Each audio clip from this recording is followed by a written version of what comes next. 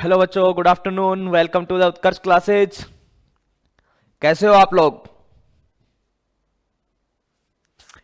Answer साथ में करना है भाई। जिसने ये सोल्व कर लिया है आंसर भी बता देना। कल आपको जाते जाते एक होमवर्क दिया था बच्चों, एक अच्छा सा क्वेश्चन था। R1 और R2 का समांतर क्रम संयोजन में, समांतर क्रम संयोजन था और समांतर क्रम संयोजन में आपको बताना था बच्चे कि इक्विवेलेंट तुल्य जो है वो क्या आ रहा है। चलिए देखते हैं क्या करते हो आप लोग। काफी सारे बच्चों ने आंसर दिया है। तो भाई समांतर क्रम के लिए और परसेंटेज पूछा था। क्या पूछा था? प्रतिशत त्रुटि। प्रतिशत त्रुटि के 3 आंसर अपने पास आ गए हैं। 1%, 0.2%, 0.6% और 0.5%। चलिए 0.6% 2 लोगों ने दिया है। ओके, तो सबसे पहले इस टाइप के क्वेश्चंस को कैसे किया जाएगा आप लोगों को ये देखना है। तो सर कहानी ये है कि ऐसी चीजें हमने तो नहीं पढ़ी है। जब हमने नहीं पढ़ी है तो आपको मैंने बताया था कि जब आप कोई चीज नहीं पढ़ते हो, आपने ये रूल नहीं सीखा है, तो हम लोग जाते हैं डिफरेंशिएशन मेथड से। कौन से मेथड से जाते हैं? डिफरेंशिएशन मेथड से, ठीक है ना। तो चलिए भाई बात को शुरुआत करते हैं यहां से कि सर R2 R1 और ये 0 पॉइंट ये जो है इसका क्या करते हैं भाई बच्चों कि सर हम लोग सॉल्यूशन करते हैं। तो सबसे पहले समांतर क्रम संयोजन, यही तो दिया था आपको कि समांतर क्रम संयोजन, समांतर क्रम, ठीक है सर। तो समांतर क्रम में, समांतर क्रम जो होता है आपका, उसमें बात करते हैं और देखते हैं क्या क्या आंसर आया। काफी सारे बच्चों ने आंसर दिया है अलग अलग, देखते हैं कौन ज्यादा सही है। तो सबसे पहले तो आप इसका 1/r इक्विवेलेंट निकालोगे तो 1/r इक्विवेलेंट बराबर 1/r1 प्लस 1/r2 ये होता है। पैरेलल में सबने हमने ये सीखा है 1/r इक्विवेलेंट बराबर 1/r1 प्लस 1/r2, ठीक है। अच्छा, सोल्व करोगे तो कितना आएगा? R इक्विवेलेंट की वैल्यू तो निकालो। एरर की कैलकुलेशन तो चलो बाद में कर लेंगे, एरर की कैलकुलेशन सर बाद में कर लेंगे, पहले इसकी वैल्यू बताओ। तो कितनी? 1/3 प्लस 1/6 है सर। 3 है, ये वैल्यू 3 है और ये 6 है, तो हम लोग बिना एरर वाली वैल्यू निकाल लेते हैं, फिर एरर की कैलकुलेशन भी कर लेंगे, ठीक है। तो 6, तो ये 3 की जगह क्या आ गया सर? ये 2 + 1 यानी 3/6। तो सर मेरा R इक्विवेलेंट जो है वो आ गया 2। यहां तक तो सारे लोग पहुंच ही गए होंगे।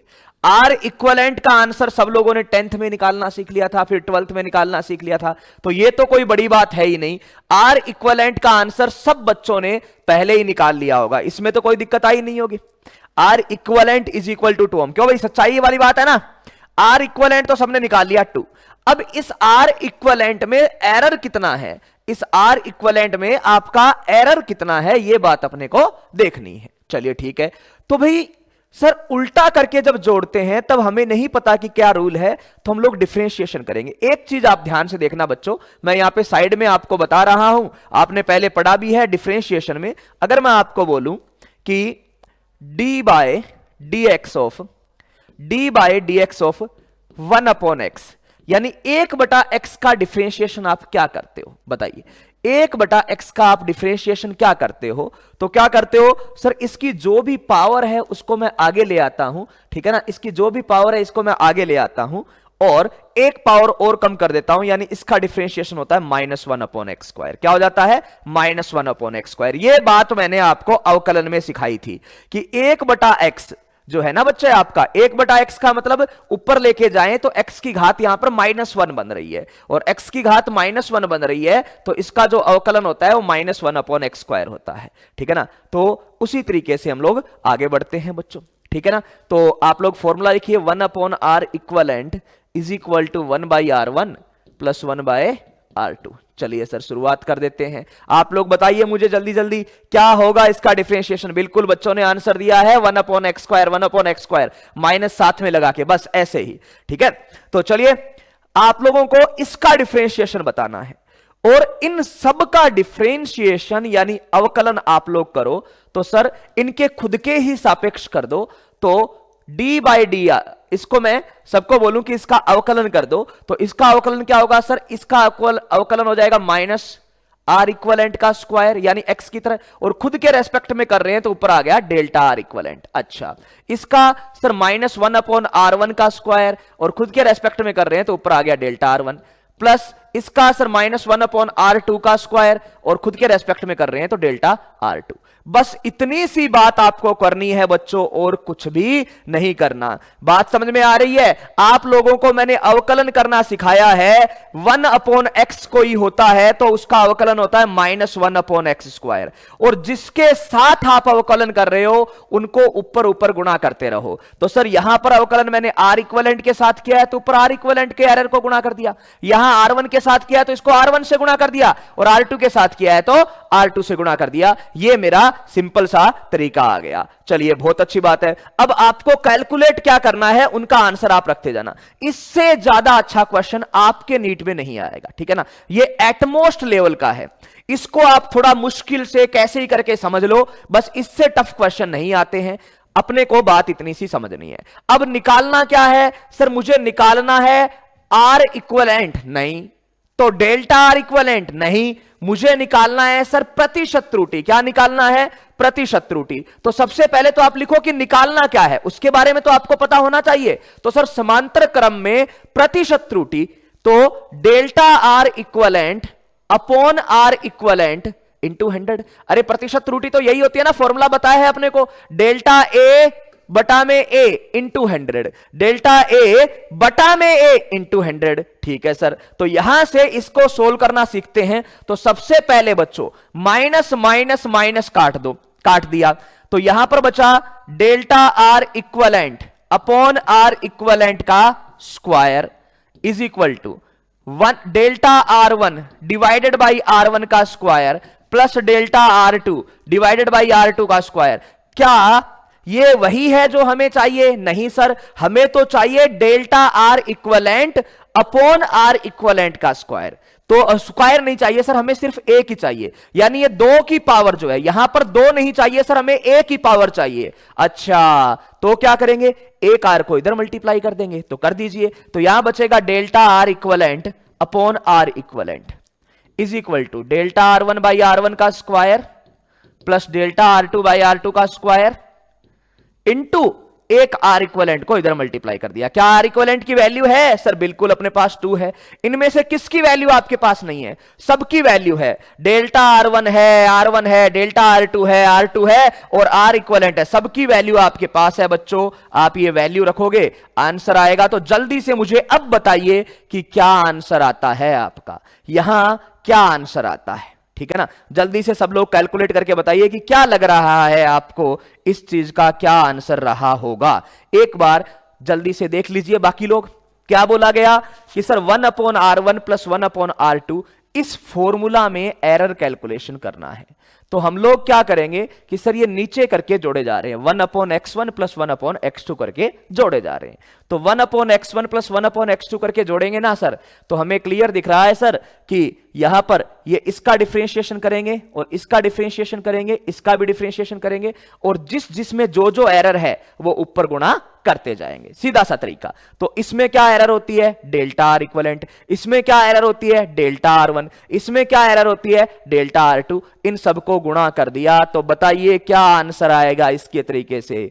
पहले बच्चे ने आंसर दिया है 4/3, ठीक है ना, 4/3%। ऐसा 3 डिवाइडेड बाई, कुछ बच्चे बोल रहे हैं 6 डिवाइडेड बाई 2, 3% है। चलिए और लोग बताइए भाई,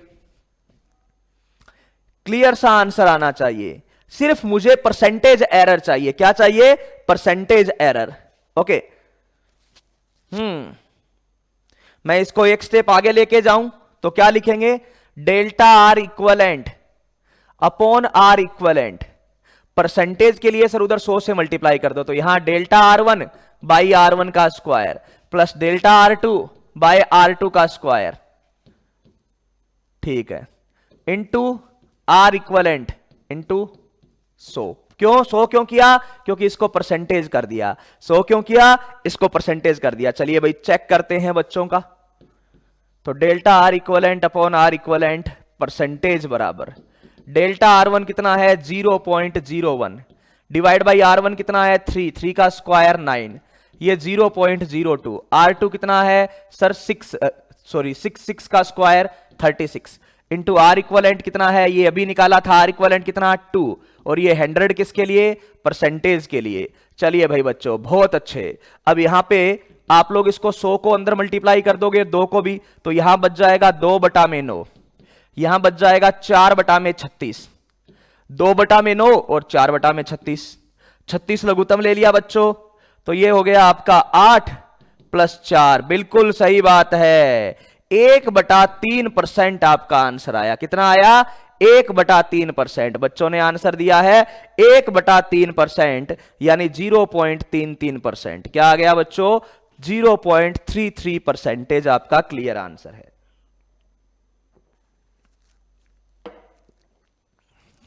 0.33% जो है वो अपना क्लियर आंसर आ गया है यहां पे,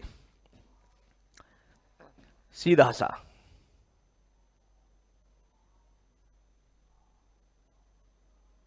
हाँ, 2 को इधर गुणा कर दिया, सीधा यहां से उठा के 2 को गुणा कर दिया यहां, ठीक है ना, तो 2 को गुणा कर दिया, तो इस तरीके से ये हो जाएगा।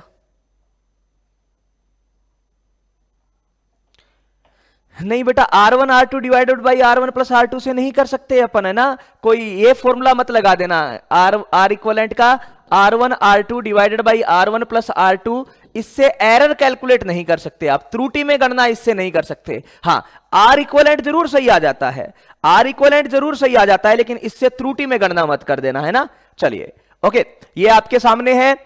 R का स्क्वायर क्यों हुआ? क्योंकि आप लोग जानते हो, ठीक है ना,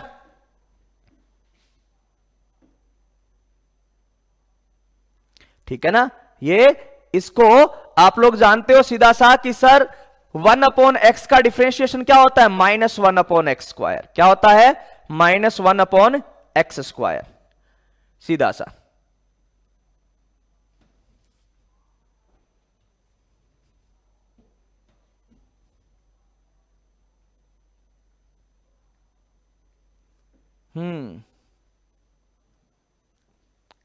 ओके, ये बात ध्यान रख लेना। ये जो है भाई, एक चीज ये समझ लेना आप लोग, ये क्यों नहीं करते हैं? क्योंकि ये स्टैंडर्ड फॉर्मूला नहीं है, ये अपनी ट्रिक है, ये फॉर्मूला नहीं है ऐसे करने की, ये तो ट्रिक बनाई हुई है। ये कहां से आती है? ये आई कहां से है? सर ये यहीं से आई है, 1/R equivalent is equal to 1/R1 plus 1/R2। ये R इक्वलेंट को निकालने की ट्रिक बनाई हुई है। बच्चों मैं आपको समझा देता हूं कि इसमें गड़बड़ी क्या है। काफी सारे बच्चों के क्वेश्चन आते हैं कि ये क्या है। देखो, एरर को कैलकुलेट करना एक बहुत ही मतलब डेलिकेट सा मामला है, इसको बहुत ध्यान से करना पड़ता है एक एक चीज को, ठीक है ना। तो इसमें ये ऐसे लिखा जाता था, फॉर्मूला तो यही है, आपने 9th-10th में यही पढ़ा है। अगर 3 हो तो ऐसे लिखते हैं 1/R1 plus 1/R2 plus 1/R3, ठीक है ना। 4 हो तो भी ऐसे लिखते हैं। तो ये 2 लोगों के लिए, ठीक है ना, ये 2 लोगों के लिए ये सीधा सा बना दिया गया कि सर 2 जो होते हैं, है ना, कि ये अपने पास 2 है, तो इसको ट्रिक की तरह याद रख लो। इसको सोल्व करोगे तो ये आएगा R1 R2 डिवाइड बाई, ऊपर चला गया R1 प्लस R2, यहां पर इसको उल्टा किया तो ये वाला फॉर्मूला बन गया। तो बेस फॉर्मूला यही था, पैरेलल को सोल्व करने का बेसिक फॉर्मूला यही था, ठीक है ना। इसीलिए हमने इसको ये इसी फॉर्मूले से सोल्व किया। आप ऐसे करोगे ना तो गलत हो जाएगा, फिर आप करके देख लेना। ऐसे करोगे ना तो फिर यहां पर गलत आ जाता है, गड़बड़ आ जाती है। और करोगे ना, एक बार घर पे ट्राई करना, आंसर कुछ और आएगा। एक बार ट्राई करना सारे के सारे, ठीक है ना, तो आंसर कुछ और आ जाता है उस केस में। ओके, चलिए, ठीक है ना, तो एक बार आप करके देखना। ये बात क्लियर है। और अगर आप लोगों को मैं समझाऊं यहां पर एक बात को थोड़ा देखना, कि अपने को यह दिया हुआ था, देखना 1/R equivalent is equal to 1/R1 plus 1/R2। Okay, इसको आप लोग बच्चों, नहीं नीट में नहीं आता है ये, तो मतलब मैंने करवा दिया कि एटमोस्ट लेवल की बात है, इतना टफ कोई लोकल कुछ क्या होते हैं, कई बार बच्चे नीट के अलावा अपना लोकल के जो स्टेट के होते हैं, कुछ साउथ के स्टेट के हैं, कुछ गुजरात महाराष्ट्र वगैरह के स्टेट्स के भी एग्जाम्स होते हैं, तो कई बार वो पूछ लेते हैं, तो इसलिए चलिए देखिए। तो मैंने इसको डिफरेंशिएट किया, आप इसको ऐसे समझिए कि ये 2 क्वांटिटी थी R1 और R2, इनको सोल्व करने से ये आ रहा था। तो मैंने इसको डिफरेंशिएट किया किसके साथ? अगर मैंने लिख दिया d/dx, इसको d/d ऑफ R इक्वलेंट, इस पूरी इक्वेशन को R इक्वलेंट के साथ सोल्व करते हैं अपन। किसके साथ सोल्व करते हैं बच्चों? R इक्वलेंट के साथ। थोड़ा ध्यान से देखिएगा। तो आप क्या लिखोगे? सर इसको मैं R इक्वलेंट, ठीक है, यहां पे d/d of R equivalent into R1 plus d/d of R equivalent into R2। चलिए, तो इसका डिफरेंशिएशन क्या आएगा, -1 अपॉन R इक्वलेंट का स्क्वायर। ठीक है सर, आ गया। यहां पर क्या आएगा सर, ये -1 अपॉन R1, लेकिन साथ में ये आ जाएगा sir dR1 bye dR equivalent, है ना। कुछ बच्चे इस स्टेप की बात कर रहे हैं ना, मैंने डायरेक्ट बता दिया है याद रखने के लिए, सुन लो ध्यान से, कोई मतलब घबराने की जरूरत नहीं है। कुछ बच्चे ऐसे बोल रहे हैं सर डिफरेंशिएशन तो समझ में आ गया कि -1 अपॉन R इक्वलेंट होता है। कुछ बच्चे क्या बोल रहे हैं सर डिफरेंशिएशन तो समझ में आ गया कि -1 अपॉन R इक्वलेंट होता है, लेकिन आपने ये डेल्टा आर ये क्यों मल्टीप्लाई किया है वो भी आपको बता रहे हैं। सुनिएगा एक एक चीज को, ठीक है ना। वो स्टेप हालांकि काम के नहीं है, आपको डायरेक्ट समझना है, डायरेक्ट याद रखना है, लेकिन फिर भी मैं पूरा एक्सप्लेन कर देता हूं। चलिए, तो देखिए, मैंने इस पूरी इक्वेशन को, देखिए आपके पास जो ये पूरी इक्वेशन थी उसको R इक्वलेंट के साथ अवकलन करने की ठानी। ओके, ये जो पूरी इक्वेशन थी उसको R इक्वलेंट के साथ मैंने कहा मैं अवकलन करूंगा। ठीक है, तो d by D R of इसका किया, तो ये तो खुद के साथ ही डिफरेंशिएशन है, तो हो जाएगा सीधा -1 अपॉन R इक्वलेंट। अभी बताया था आपको, यहां देखिए 1 अपॉन एक्स का एक्स के साथ, समझते जाना बात को, 1 अपॉन एक्स का एक्स के साथ क्या हो जाएगा, तो सर -1 अपॉन एक्स स्क्वायर, क्या हो जाएगा -1 अपॉन एक्स स्क्वायर। तो खुद के साथ करते हो तो और कुछ नहीं आ जाता है, सीधा माइनस आ जाता है। ओके, यहां पर R1 का करोगे तो -1 अपॉन R1 स्क्वायर तो हो जाएगा, मल्टीप्लाई में क्या आएगा dR1 बाय dR इक्वलेंट। अच्छा, यहां पर प्लस इसका R2 को करोगे तो 1 अपॉन R2 स्क्वायर तो हो जाएगा, लेकिन मल्टीप्लाई में क्या आएगा dR2 बाय dR इक्वलेंट। और बच्चों ये R इक्वलेंट यहां से और यहां से दोनों जगह से कॉमन लेके मैंने इसके ऊपर सर पे लाके रख दिया है। तो इसके सर के ऊपर लाके रख दिया, तो मैंने इसको ऐसे लिख दिया कि D को आप डेल्टा लिख दो, कल ही बताया था, तो क्या हो जाता है delta R equivalent divide by R equivalent का स्क्वायर, माइनस तो रख लो सबके, डेल्टा R1 बाय R1 का square plus minus delta R2 by R2 का स्क्वायर। इस तरीके से मैंने फॉर्मूला बना दिया। तो जिसको पूरी प्रोसेस समझनी है वो यहां से देख लो, ठीक है ना। एक एक चीज क्लियर है, कोई टेंशन नहीं है, लेकिन इतना टफ डिफरेंशिएशन में जाने की जरूरत नहीं है, कुछ चीजें डायरेक्ट समझ में आ जाए वही इंपॉर्टेंट होती है। और ना बच्चे, बिना अवकलन के हम लोग इस क्वेश्चन को नहीं कर पाएंगे, ये क्वेश्चन करने के लिए अवकलन ही जरूरी है। तो क्या था सर, R की पावर कितनी है यहां पे -1, R की पावर कितनी है -1, तो वो -1 तो आगे आ गई, ठीक है। और जो भी पावर है उसको एक और कम कर दो, तो -1 थी उसको -1 और कम कर दिया तो कितना हो गया -2। इसलिए इसका डिफरेंशिएशन इस तरीके का हो गया कि सर माइनस यानी पावर तो आगे आ गई और ये R का स्क्वायर हो गया नीचे की ओर, पावर को आगे लेके आ गए। तो ये सिंपल सा डिफरेंशिएशन है बच्चों, सिंपल तरीके से देख लो। तो एक बार लास्ट वापस से देखना है, देख लो सारे के सारे।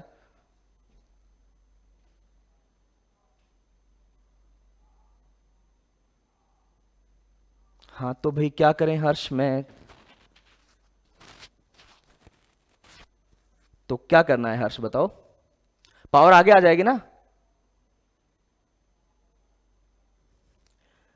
अब किसी ने किस तरीके से करवा रखा है, आप ये सुनना चाह रहे हो कि मैं किसी को कमेंट कर दूं कि ही इज रॉन्ग, तो ऑब्वियसली फिजिक्स में ऐसा होगा ना। अगर कोई भी मतलब किसी ने भी करवाया, मैं नहीं मानता कि किसी इतने बड़े आदमी ने ऐसा करवाया होगा, लेकिन अगर किसी ने ऐसा करवाया है ना तो वहां पे फिजिक्स की धज्जियां उड़ी है। अगर आप ये बोल रहे हो ना कि R इक्वलेंट, चलो करके देखते हैं ना, हालांकि मैं कंट्रोवर्सी में नहीं जाना चाहता, R1 R2 divide by R1 plus R2 से अगर किसी ने किया है तो गलत किया है ना, 100% गलत किया, उसका फिर कोई इलाज नहीं है, नहीं करना चाहिए था। पता नहीं क्यों, मतलब मुझे नहीं पता, आप बोल रहे हो, मैं नहीं बोल रहा कि उन्होंने ऐसा करवाया है। अगर उन्होंने ऐसा करवाया है, मुझे तो वैसे भी दूसरे प्लेटफॉर्म के बारे में कुछ बोलना नहीं है, लेकिन अगर करवा दिया तो बेटा फिर शायद उनसे गलती हो गई होगी, है ना। कर लेंगे सही, पुराने वीडियोज होंगे, मतलब पुराने वीडियोज में तो सबसे गलती होती है, मतलब हर दिन नया सीखता है आदमी, तो नए वीडियो में शायद सही भी कर लिया होगा। मैं किसी को फॉलो करता नहीं, मैंने आपको पहले ही बोला, मैं इंडियन राइटर्स को, इंडियन ऑथर्स को और इंडियन टीचर्स को थोड़ा कम ही फॉलो करता हूँ, तो मेरे को ऐसे आइडिया है नहीं ज़्यादा। ओके, क्लियर है, कोई नहीं करेगा ऐसा, ये करना ही नहीं है, ये लफड़ा नहीं पालना है, ये वाला 100% रॉन्ग होगा अकॉर्डिंग टू फिजिक्स, बस और कुछ नहीं है। फिजिक्स के अकॉर्डिंग ये गलत है। अरे एरर कैलकुलेट करना अलग चीज है यार, है ना। R इक्विवेलेंट कैलकुलेट करना अलग चीज है और एरर कैलकुलेट करना अलग चीज है, ठीक है ना। तो अपने को वैसे आपको लोड लेनी नहीं है, लेकिन ये गलत है ना, 100% गलत है। आप लोग ऐसा दिमाग नहीं चलाओगे, आपके सामने चीजें हैं और उसके तरीके से। तो चलिए एक बार ऑल ओवर देख लीजिए ना, तो इतना हार्ड क्वेश्चन अपना बनता है कभी, ठीक है ना, कोई टेंशन नहीं है। ओके, तो ये है 1/r equivalent is equal to 1/r1 plus 1/r2। तो ये अपन ने आर इक्वलेंट निकाल लिया, फिर डिफरेंशिएशन किया, सिंपल सा, कहीं पर टेंशन नहीं है, ठीक है ना, डिफरेंशिएशन किया, ठीक है ना। तो r की पावर, ये r2 इसके सबस्क्रिप्ट में है किशन, ये इसकी पावर नहीं है बेटा, ये r2 मतलब लिखते हैं ना जैसे मैन 1 मैन 2 उस तरीके से, ये r की पावर 2 नहीं है जो आगे आ जाएगी, ये पावर नहीं है, इसकी सबस्क्रिप्ट है, इसलिए आगे नहीं आई। ओके चलिए, ओके चलिए, बहुत अच्छा बच्चों, तो ये छोड़ देना भाई। आ जाओ अब सबसे इंपॉर्टेंट टॉपिक पढ़ते हैं अपन, सार्थक अंक, सिग्निफिकेंट फिगर। आ जाइए आ जाइए, हाँ भाई चलिए। इक्विवेलेंट निकाल लो, इक्विवेलेंट में दिक्कत नहीं है, मैं आपको फिर से बोल रहा हूं, आर इक्विवेलेंट निकालने में दिक्कत नहीं है, इक्विवेलेंट आप निकालोगे, हम भी ऐसे ही सीखेंगे, एरर नहीं निकालेंगे इसमें, है ना, इक्विवेलेंट इसी तरीके से निकालेंगे, वो तो ट्रिक बनाई हुई है ना, तो ट्रिक बना लेंगे। क्या क्या क्वेश्चन पूछ रहे हो, श्रेणी में तो सीख लिया भैया, जोड़ना घटाना तो सीख लिया, आता ही है।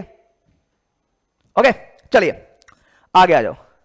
हाँ भाई, अपेक्षित त्रुटि तो ट्रिपल बहुत इजी हो जाएगी ना बेटा, हमने ये निकाल लिया, परसेंटेज निकाल लिया, परसेंटेज निकाल लिया कितना, अब इसमें अपेक्षित निकालनी है तो 100 से डिवाइड कर दो, delta R by R equivalent निकालना है तो 100 से डिवाइड कर दो, 0.33 डिवाइड बाई 100 कर दो, बस ये आपकी अपेक्षित हो जाएगी। प्रतिशत से अपेक्षित तो कितनी बार बताया है, ओके सब पढ़ाएंगे भाई, स्क्रू गेज, वर्नियर कैलिपर सब पढ़ाएंगे, टेंशन मत लो, सारी चीजें पढ़ाएंगे। इसके बाद में लाइन वाइज चलेंगे, वर्नियर स्क्रू गेज वगैरह सब फोटो के साथ पढ़ाएंगे, टेंशन नहीं लेनी है, फोटो लेके आएंगे, है ना, फोटो से थोड़ा ज्यादा समझ में आता है सब चीजें।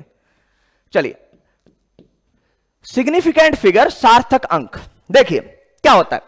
पहली बात तो इसमें भी बहुत सारे मिसकॉन्सेप्ट हैं भाई, लोगों के दिमाग में क्या रहता है कि मैं सिग्निफिकेंट फिगर के रूल बता दूं, नहीं, रूल से पहले मैं चीज बताता हूं कि आपको चीज क्या है और आप खुद आंसर करोगे प्रत्येक चीज का। एक्चुअली क्या होता है कि जब हम लोग कुछ चीज मापते हैं, ठीक है ना, हां, जब हम किसी चीज का मापन करते हैं तो उस मापन के दौरान, हम जब कुछ चीज का मापन करते हैं तो मापन के दौरान क्या होता है बच्चों, त्रुटि आती है। अभी अभी आपने पढ़ा, सुनना बात को, बड़ी इंपॉर्टेंट है, मापन के दौरान आती है त्रुटि, बिल्कुल सर आती है, और उस त्रुटि को जितना छोटा अल्पतमांक वाला पदार्थ लेते जाएंगे लेते जाएंगे लेते जाएंगे, वो त्रुटि जो है वो क्या होती जाएगी, कम होती जाएगी। तो त्रुटि जितनी कम होगी, त्रुटि जितनी कम होगी, शुद्धता यानी एक्यूरेसी उतनी ही ज्यादा बढ़ेगी, एक्यूरेसी बढ़ेगी, त्रुटि कम होगी तो एक्यूरेसी बढ़ेगी, और जितनी ज्यादा एक्यूरेसी होगी उसमें सार्थक अंक उतने ही ज्यादा होंगे। ध्यान से सुन लेना भाई, सार्थक अंक का क्या करना है बच्चों, कि सार्थक अंक की अगर हम कहानी पढ़ें कि सार्थक अंक क्या होते हैं, तो सार्थक अंक का मतलब है अपना केवल और केवल मापन से। कोई ये बोले, कई बार ये भी गलत रहता है, लोग सार्थक अंक के रूल सीख लेते हैं, जैसे मेरे को एक एग्जांपल बताओ, एक कमरे में 50 लोग हैं, तो बताओ इसमें कितने सार्थक अंक है, जल्दी से आंसर कीजिए, थोड़ा सा टेस्ट कर लेते हैं सार्थक अंक का। एक कमरे में 50 लोग हैं, तो बताइए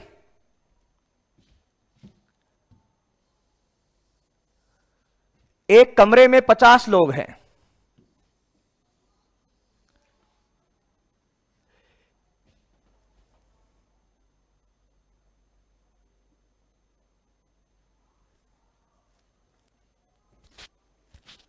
कितने सार्थक अंक है, गिन के बताइए। सार्थक अंक हिंदी में बोले तो जिनका कुछ अर्थ है, जिनका कुछ अर्थ है, बिल्कुल बिल्कुल। कुछ बच्चों ने बताया है 1, कुछ बच्चों ने बताया है 2।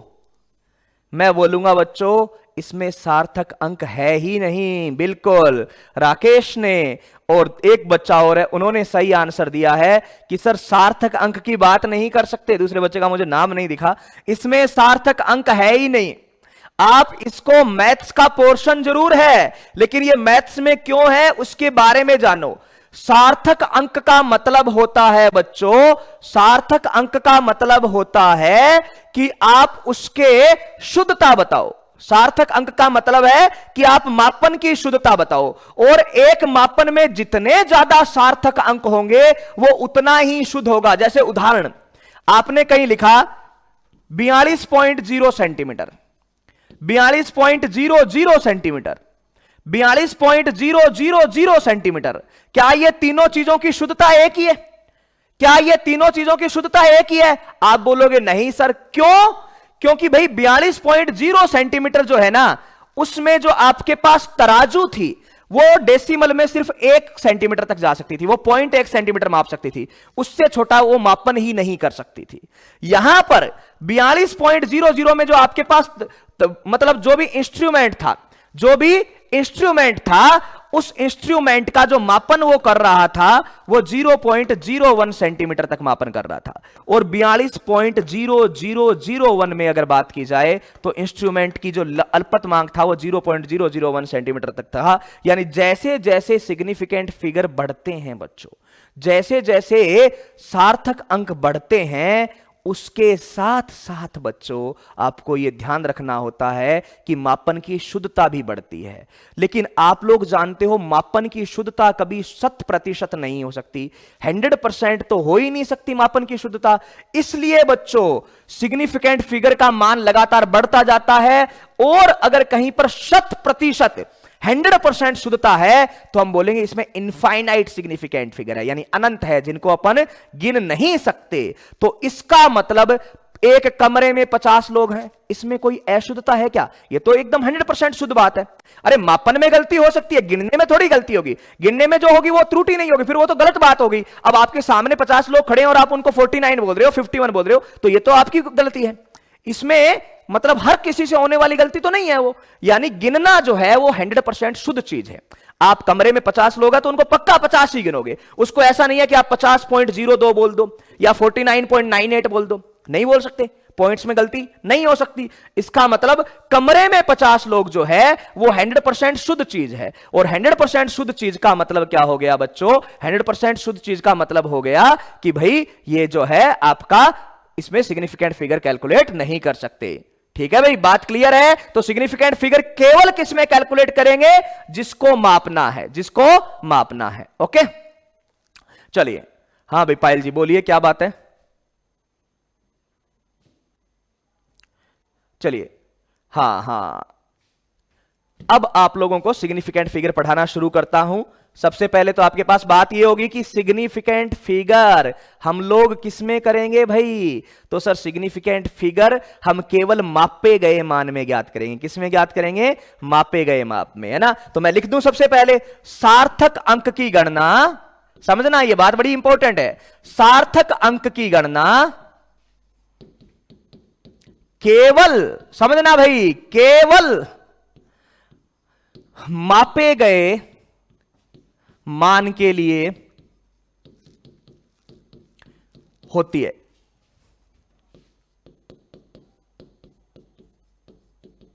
जितने अधिक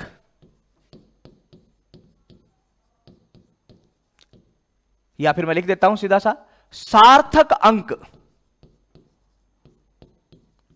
समानुपाती है शुद्धता के, एक्यूरेसी के। किसके समानुपाती है? शुद्धता के। और व्युत्क्रमानुपाती है त्रुटि के। सार्थक अंक ज्यादा तो शुद्धता ज्यादा, और शुद्धता ज्यादा तो त्रुटि क्या हो जाएगी? ज्यादा हो जाएगी। ठीक है ना, त्रुटि हो तो वो ज्यादा हो जाती है।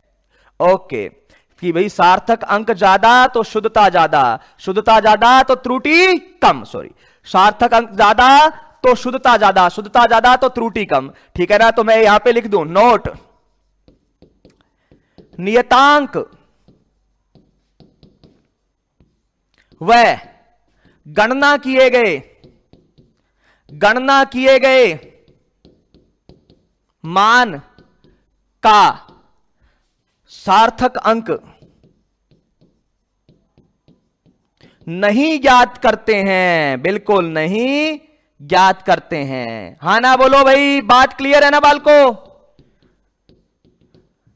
नियतांक हो, जैसे कहीं पर बोल दिया, कहीं पर बोल दिया कि सर ये मतलब है अपने पास, जैसे ये कोई भी कि डिजिट में लिखते हैं ना 1 2 3 4, ये वाला है कि सर 3 है, 4 है, 5 है, या एक कमरे में 50 लोग हैं, एक रोड के किनारे 10 पेड़ है, एक दर्जन में 12 केले आते हैं। तो इस टाइप की चीजें जो होती है बच्चों, उसमें सार्थक अंक की गणना नहीं की जाती है। हाँ ना, क्लियर है ना? तो ये बात ध्यान में रख लेना। क्यों? क्योंकि अपने लिए फिजिक्स में सार्थक अंक का मतलब है बच्चों, फिजिक्स में सार्थक अंक का मतलब है केवल मापे गए मान के लिए होती है। किसके लिए होती है? मापे गए मान के लिए होती है, ठीक है ना? केवल मापे गए मान के लिए होती है, ठीक है? चलिए, ओके ओके बच्चों, अब रूल सीख लो कैसे करना है। अब आपको गिनना है, आप खुद गिन गिन के बताओगे कि इसमें सार्थक अंक है। 2 रूल में खत्म करेंगे अपन, ठीक है ना? बस पहला रूल, सभी अशून्य अंक सार्थक हैं। सभी अशून्य अंक सार्थक है। आपको जितने भी अशून्य अंक दिखे समझ लेना कि वो सार्थक हैं। और दूसरी बात क्या होगी? 2 सार्थक अंकों के मध्य का तथा 2 सार्थक अंकों के मध्य का तथा किसी सार्थक अंक या किसी अशून्य में अशून्य अंक और दशमलव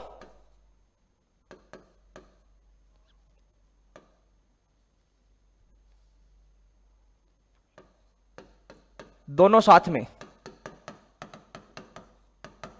के बाद का शून्य सार्थक है। बस 2 ही नियम है, बाकी सब के सब असार्थक है। 2 ही नियम है, बाकी सबके सब असार्थक है बच्चों। अब एक एक चीज को सुन लेना और उन्हीं पर ध्यान से अपने को बात करनी है। तो पहला, सभी अशून्य अंक सार्थक है। सभी के सभी अशून्य अंक जो है वो क्या है? सार्थक हैं। यानी आपको अशून्य अंक जितने भी दे रखे हैं सबको आपको सिग्निफिकेंट फिगर में जोड़ना है। दूसरी बात, शून्य, सर अशून्य तो सार्थक हो गए, शून्य कौन से सार्थक होंगे? या तो वो 2 अशून्य के बीच में, या तो वो 2 अशून्य के बीच में, या 2 सार्थक अंकों के बीच में जो शून्य आ रहा है, या तो वो सार्थक होगा, या फिर दशमलव के बाद में आए लेकिन दशमलव से पहले 0 0 नहीं होना चाहिए। दशमलव से पहले भी क्या होना चाहिए? अशून्य अंक होना चाहिए। मैं उदाहरण के साथ सारी चीजें समझा रहा हूं, आपको बता रहा हूं कि सार्थक अंक गिनने हैं। तो पहला उदाहरण, जैसे मान लो आपको दे दिया कि सर 4 4 4 ये 44 मीटर। दूसरा उदाहरण है 44.4 मीटर। तीसरा उदाहरण है 44 0 0। चौथा उदाहरण है 44 440 मीटर।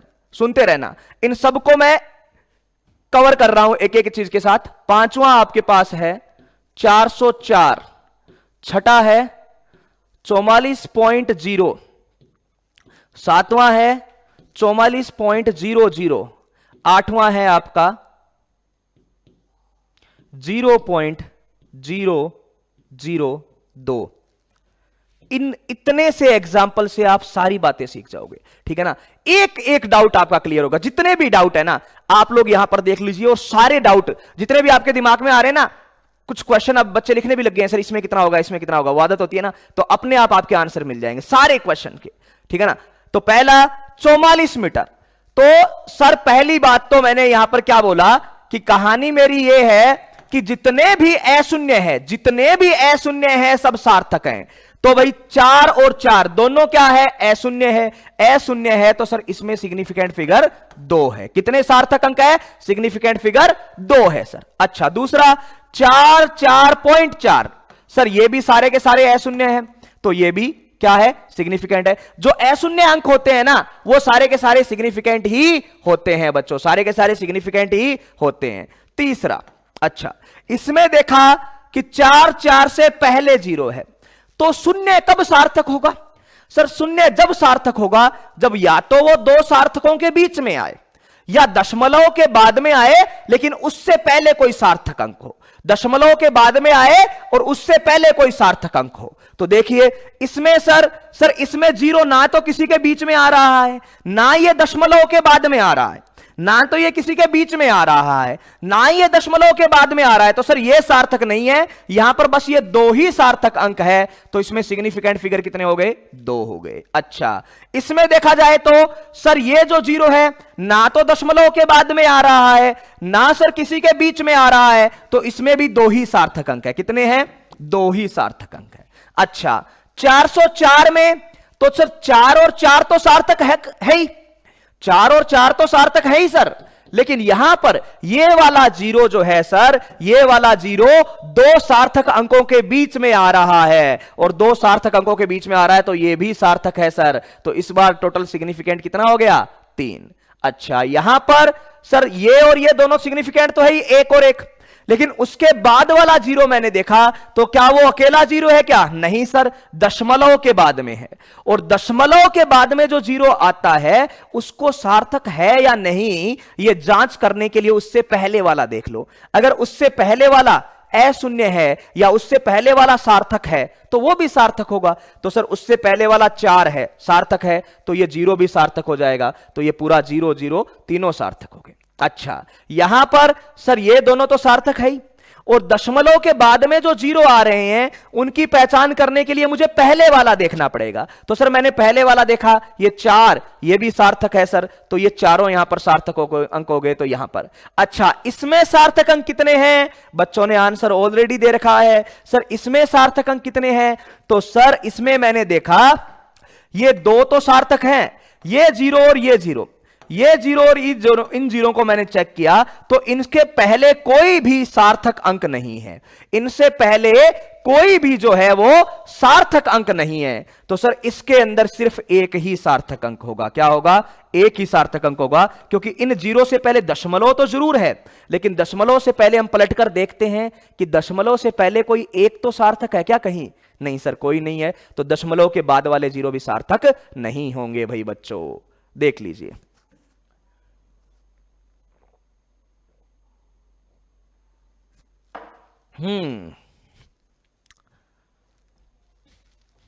इसके बाद में आपके पास जो पावर वाले डाउट बचे हैं वो भी और एग्जांपल में ले लेंगे। पहले यहां पर बात करो, क्या ये दोनों चीजें एकदम दिमाग में बैठ गई? रूल्स जो है वो क्लियर बना लो, रूल्स जो है वो क्लियर बना लो कि सर ये ऐसे, ठीक है ना। बाकी जो डाउट है वो भी क्लियर करते रहेंगे, टेंशन मत लो। बाकी भी कुछ बच्चों के डाउट आ रहे हैं वो करेंगे, लोड नहीं लेनी है। पहले ये बताइए ये क्लियर है यहां तक?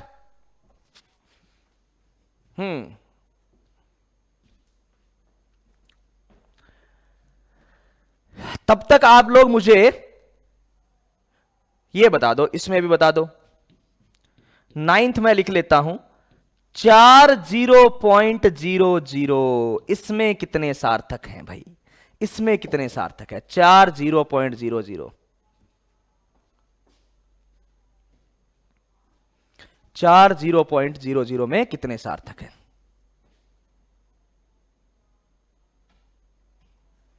और हां, ये कंफ्यूजन मत हो जाना सर, वहां पर तो आपने बोला था 50 सार्थक नहीं है, यहां पर आप 44 को सार्थक बना रहे हो ना। अरे बेटा वहां पर गणना थी, पूरा स्टेटमेंट सीखो। मैंने ये नहीं बोला कि 50 सार्थक है या नहीं है, मैंने 50 पर कोई टिप्पणी की नहीं थी, मैंने उस लाइन पर टिप्पणी की थी। उस लाइन पर क्या बोला गया था?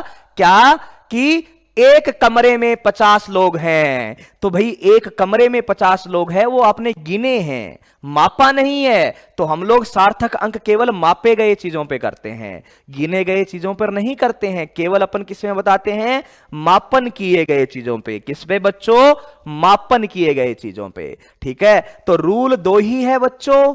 रूल क्या है सर? 2 ही है। सभी अशून्य अंक सार्थक होंगे, जितने भी अशून्य अंक हैं वो सार्थक होंगे। और शून्य कब सार्थक होगा? तो सर या तो वो 2 अशून्य या 2 सार्थकों के बीच में आ रहा है, या तो वो 2 शून्य या 2 सार्थकों के बीच में आ रहा है, ठीक है ना। ओके, और या फिर वो दशमलव के बाद में आ रहा है, लेकिन उस दशमलव से पहले भी सर कुछ अशून्य अंक होना चाहिए, उस दशमलव से पहले भी कुछ अशून्य अंक होना चाहिए। चलिए ठीक है ना, तो हमने वापस से देखते हैं सर 44 में कितने हैं सर, ये तो सारे के सारे अशून्य हैं, कितने हैं अशून्य हैं, तो भाई ये आपका क्या हो गया, दोनों सिग्निफिकेंट हो गए। 44.4 में कितने हैं सर, 44.4 में अपने पास 3 अशून्य अंक है, तो सर ये तीनों के तीनों सिग्निफिकेंट हो गए। अच्छा 44 मीटर में कितने सिग्निफिकेंट फिगर है सर, 44 मीटर में सिग्निफिकेंट फिगर अपने पास 2 ही है, क्योंकि उससे पहले वाला जो है वो सिग्निफिकेंट नहीं होगा। अच्छा 440 में सर ये दोनों तो सिग्निफिकेंट है, इस जीरो की तरफ मैंने देखा तो मेरे को दिखा कि सर जीरो तो अकेला है, उससे पहले अशून्य है, लेकिन सर जीरो अकेला है, यहां पर कहीं दशमलव वगैरह नहीं है। जीरो केवल तभी सिग्निफिकेंट होगा या तो वो दो अशून्य के बीच में हो, या दो सार्थक अंकों के बीच में हो, या फिर उससे पहले दशमलव हो। लेकिन पहले दशमलव वाले में भी पंगा है, पहले दशमलव वाले में क्या पंगा है सर, उसमें यह पंगा है कि मुझे पहले चेक करना पड़ेगा कि दशमलव से पहले क्या कोई सार्थक अंक है क्या, इसलिए सर ये अशून्य है, इसमें केवल 2 ही सार्थक अंक हो जाएंगे, ये सार्थक नहीं है। 404 सर ये बीच में आ रहा है तो सार्थक में गिन लिया गया। 44.0 सर ये दशमलव में है तो इसलिए गिन लिया गया है। ओके 44.00 सर ये दशमलव के बाद में है तो भी ये सिग्निफिकेंट में गिन लिया गया। सर ये 0.0002 सर इसके अंदर सिग्निफिकेंट फिगर की कैलकुलेशन अगर हम करेंगे तो कहानी क्लियर है कि सर इस 2 से पहले जितने भी जीरो हैं वो दशमलव के बाद में तो है, इस 2 से पहले जितने भी जीरो हैं वो दशमलव के बाद में तो है सर, लेकिन वो जो है वो दशमलव के बाद में है, इसलिए हम बात क्या करेंगे कि दशमलव के बाद में है लेकिन दशमलव से पहले कोई भी सिग्निफिकेंट फिगर नहीं है, तो ना इसको गिनूंगा ना इसको गिनूंगा ना इसको गिनूंगा, सीधा आंसर मेरा आ गया 1 ही आ गया। अच्छा इसमें बच्चों ने आंसर दिया है कि सर इसके अंदर यहां पर अगर मैं बोलूं कुछ लेंथ के लिए लिख देना, ये सेंटीमीटर मीटर आपको यही शो करने के लिए है कि मैंने मापा है, ठीक है ना, सेंटीमीटर मीटर बस ये शो करने के लिए कि ये मेजर की गई क्वांटिटी है। तो 9th वाले की बात करें तो 9th वाले में मैंने चेक किया 4 बिल्कुल सर सिग्निफिकेंट है। अच्छा दशमलव के बाद वाले जीरो के बारे में बात की मैंने, तो सर दशमलव के बाद वाले जीरो जो है उन्होंने पहले आंख उठा के देखा, तो चेक किया कि सर हमसे पहले कोई न कोई अशून्य तो है, सारे जीरो तो नहीं है, यानी ये दोनों सिग्निफिकेंट हो गए। अच्छा ये सिग्निफिकेंट हो गया और ये दोनों सिग्निफिकेंट हो गए, तो फिर हम गए इस जीरो के पास, और इस जीरो को क्या हुआ, क्या ये जीरो 2 सिग्निफिकेंट के बीच में है, क्या ये वाला जीरो 2 सिग्निफिकेंट के बीच में है, तो लिखा हुआ है 2 सार्थक अंकों के मध्य का, ठीक है ना, 2 सार्थक अंकों के मध्य का जो शून्य है, तो भाई ये भी सार्थक और ये भी सार्थक, तो इनके बीच में ये आ रहा है तो ये भी सार्थक, तो इसमें टोटल आंसर हो जाएंगे 4, और बच्चों ने बिल्कुल लाइन पढ़कर सबने सही आंसर दिया था, ठीक है ना, लाइन पढ़कर सबने सही आंसर दिया था कि इसका आंसर होगा आपका 4, ठीक है ना। तो इस तरीके से आप सार्थक अंकों की गणना करोगे,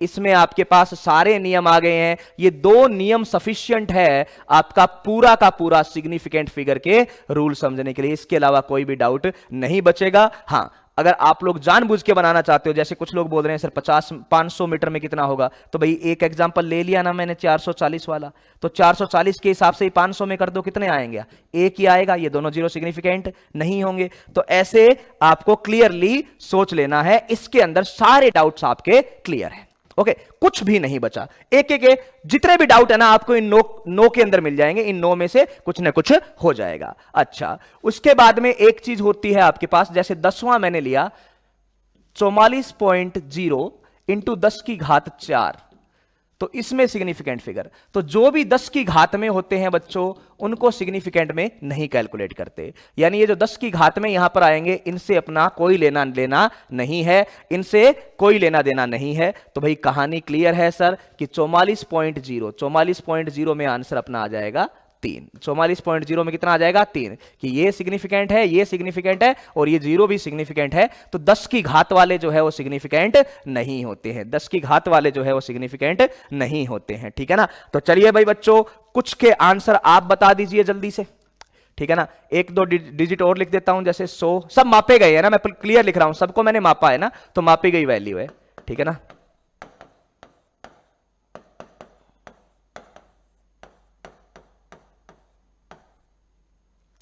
चलिए इन तीनों में आंसर कर दीजिए जल्दी जल्दी, इन तीनों में आंसर जल्दी जल्दी कर दीजिए, सबके आंसर आने चाहिए, फिर हम लोग कुछ अलग बातें पढ़ेंगे।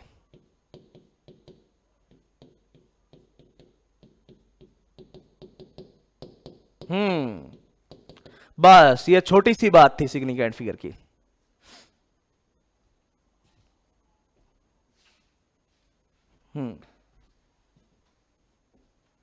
ठीक है ना, ये सब मापे गए हैं, इनके आगे केजी मीटर सेंटीमीटर कुछ है, इनके आगे केजी मीटर सेंटीमीटर वगैरह कुछ है, ये सब मेजर की गई चीजें हैं ना, मापी गई चीजें।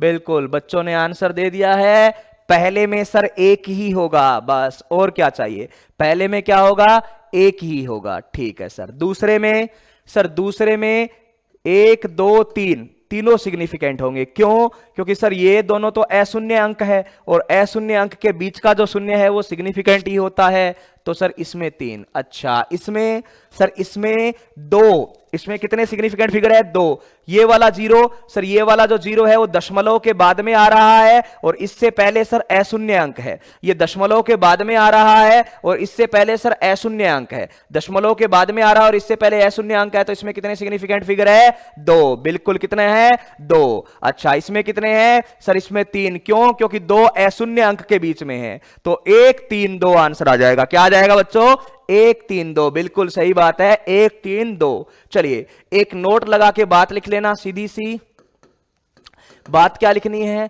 मात्रक परिवर्तन से, मात्रक परिवर्तन से सार्थक अंक नहीं बदलते हैं, मात्रक परिवर्तन से सार्थक अंक नहीं बदलते हैं। कारण सुनो बच्चों, क्यों नहीं बदलते हैं, मात्रक परिवर्तन से सार्थक अंक नहीं बदलते हैं, मात्रक जो परिवर्तन है उससे सार्थक अंक नहीं बदलते हैं। उसका कारण क्या है, सर किसी ने मापा, ठीक है ना, किसी ने ये मापा कि इसमें 10% एक्यूरेसी है, माप लिया सेंटीमीटर में। अब आप मेजरमेंट तो उसने किया, मापन का काम तो उसने किया, त्रुटि उसमें आ गई और आप सिर्फ सेंटीमीटर को मीटर में लिखना चाह रहे हो और आप चाहो कि मैं त्रुटि में परिवर्तन कर दूं, तो ऐसा पॉसिबल नहीं है बच्चों। ये हमेशा ध्यान रखना कि केवल मात्रक परिवर्तन से त्रुटि नहीं बदलेगी, तो मात्रक परिवर्तन से जब त्रुटि नहीं बदलेगी तो सर सीधी सी बात है, त्रुटि नहीं बदलेगी तो सार्थक अंक भी नहीं बदलेंगे, क्योंकि सार्थक अंक तो डायरेक्ट संबंधित है किससे, त्रुटि से। ठीक है ना, जैसे मान लो मैंने एक उदाहरण दिया कि आपके पास है 44.0 सेंटीमीटर, तो इसको मीटर में लिखना होगा ना बच्चों, तो मैं ऐसे लिख दूंगा, या 44.0 आपके पास मीटर है, ठीक है ना, तो आपको अगर इसको सेंटीमीटर में लिखना हो तो मैं ऐसे लिखूंगा 44.0 इंटू 10 की घात 2 सेंटीमीटर। अच्छा इसको अगर किलोमीटर में रखना हो तो मैं ऐसे लिख दूंगा 44.0 इंटू 10 की घात -3 किलोमीटर, ताकि इनके सिग्निफिकेंट फिगर नहीं बदले। फिजिक्स में इनको बदलने का सबसे सही तरीका यही होता है ना। 44 सेंटीमीटर, 44 मीटर को आप इस तरीके से सेंटीमीटर में बदलो, ठीक है ना, 44 मीटर को आप इस तरीके से किलोमीटर में बदलो, यानी ये जो चीज है उनको छेड़ो ही मत, इनको ऐसे ही पड़ा रहने दो, बस 10 की घात का सहारा लेते हुए बदलते जाओ, ठीक है ना, 10 की घात का सहारा लेते हुए आप इनको बदलते जाओ बच्चों, ठीक है ना। तो चलिए सर ये हो गया सिग्निफिकेंट फिगर, ओके, आप लोग खुद इनको एक बार देख लेना। लेकिन अब इंपॉर्टेंट चीज क्या है, क्या आपके एग्जाम में सिग्निफिकेंट फिगर पूछे जाते हैं? नहीं, आपके एग्जाम में सिग्निफिकेंट फिगर की गणना नहीं करवाई जाती, उनके मैथमेटिकल ऑपरेशन किए जाते हैं, यानी जोड़ घटाओ और गुणा भाग में सिग्निफिकेंट फिगर कैसे किए जाते हैं, जोड़ घटाओ और गुणा भाग में सिग्निफिकेंट फिगर की गणना कैसे होती है, तो उसके बारे में पढ़ते हैं बच्चों। तो आ जाइए भाई, सबसे इंपॉर्टेंट चीज अब आ रही है, ओके। तो क्वेश्चन क्या है, जोड़ व घटाव में सार्थक अंक की गणना, जोड़ व घटाव में सार्थक अंक की गणना, जोड़ व घटाव में सार्थक अंक की गणना, ठीक है, जोड़ करते हैं घटाव करते हैं तो उसमें सार्थक अंक की गणना कैसे होगी भाई बच्चों। तो देखिए, जोड़ व घटाव में सार्थक अंक की गणना की बात की जाए बच्चों, तो बात सीधी सी ध्यान रखनी है कि अंतिम उत्तर में या उत्तर में एक ही रूल है ना, क्या रूल है, उत्तर में जो आपका आंसर आ रहा है ना, उत्तर में अधिकतम सार्थक अंक, या उत्तर में सार्थक अंक नहीं, इसमें करते हैं उत्तर में दशमलव के बाद उतने ही अंक होंगे, समझ में आ जाएगा आपको, टेंशन मत लेना, उतने ही अंक होंगे जितने सभी दिए गए पदों में न्यूनतम है, जितने सभी दिए गए पदों में न्यूनतम है। यह जोड़ और घटाव का नियम है, ये जोड़ और घटाव का नियम है बच्चों। इसके बाद जो है वो गुणा और भाग का नियम सीखेंगे, ठीक है ना। तो जोड़ और घटाव का नियम ये है, और उसके बाद में किसका भाग सीखेंगे कि गुणा और भाग का नियम सीखेंगे। चलिए सर, तो शुरुआत हम लोग ऐसे करते हैं कि जितने भी, जिसको जोड़ घटाव करोगे, जोड़ घटाव कर लो जैसे आपको आता है, लेकिन उसके दशमलव के बाद में उतने ही सार्थक अंक होंगे जितने सार्थक अंक जिनको जोड़ रहे हो या घटा रहे हो उनमें न्यूनतम है, जिनको जोड़ रहे हो या घटा रहे हो उनमें न्यूनतम जो है ना उसके बराबर होते हैं, जितने जोड़ रहे हो या घटा रहे हो उनमें न्यूनतम के बराबर होते हैं। चलिए ठीक है, तो देखिए बच्चों, एक एग्जाम्पल से सीखेंगे। जैसे आप लोग जोड़ रहे हो 42.001 और 12.82, इनको जोड़ना है। इनको क्या करना है, आपको जोड़ना है, तो जोड़ दो, कोई दिक्कत नहीं है। इनको आपको जोड़ना है तो जोड़ दो, ठीक है ना। तो भाई इनको अगर हम लोग जोड़ें 42.001 प्लस 12.82, इनको अगर आप लोग जोड़ो, ठीक है, तो आपको जोड़ने के अकॉर्डिंग तो सीधा आंसर आ जाएगा कि सर 1, 2, 8, 4, 5, 54.821, क्या आ गया 54.821, 54.821। लेकिन फिर हम सोचेंगे कि सर उत्तर में इनको जोड़ने से जो उत्तर आएगा उसमें दशमलव के बाद में उतने ही अंक होने चाहिए जितने इनको जोड़ने वालों में कम से कम है। तो दशमलव के बाद में, सारे सार्थक की बात नहीं कर रहा, केवल मैं दशमलव के बाद की बात कर रहा हूं। तो सर इसमें दशमलव के बाद में 3 अंक है, इसमें दशमलव के बाद में 2 अंक है, तो आपका जो उत्तर है बच्चों उसमें दशमलव के बाद में आपको कम से कम वाले, कम से कम मतलब 2 रखने हैं। क्या लिखना है, कम से कम का मतलब 2 रखने हैं। तो इसका आंसर क्या हो जाएगा कि सर ये 1 को ड्रॉप कर दो और आपका आंसर आ जाएगा 54.82। क्या आएगा बच्चों, 54.82, ठीक है ना। ये आपका जोड़ व घटाव की बात है ना, सिंपल सा। आगे बढ़ते हैं, जैसे एक और एग्जांपल ले लेते हैं। 42.224 2.1 और 8.21, इन सबको जोड़ा, इन सबको आपने जोड़ा, तो बताइए भाई कितने आंसर आएंगे। इन सबको आपने जोड़ा तो बताइए कितने आंसर इसमें आएंगे भाई, कितने आंसर इसके अंदर आ जाएंगे। क्या आंसर रहेगा इसका, बोलिए जल्दी से, सबका बताना है आंसर, जल्दी से बताइए क्या रहेगा।